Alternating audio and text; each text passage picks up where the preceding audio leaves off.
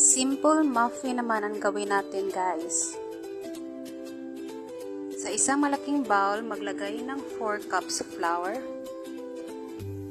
4 teaspoon baking powder, 4 large eggs,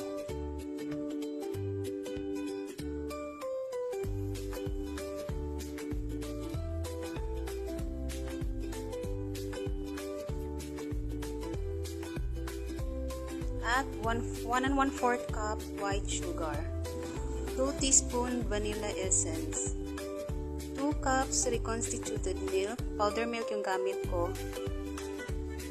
1/4 cup cooking oil, and then mix natin.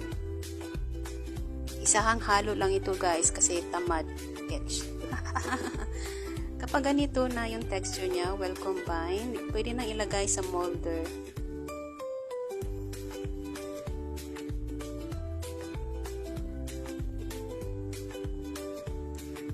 Pagkatapos malagay sa molder, ready na i-bake sa oven 180 degrees for 15 to 20 minutes.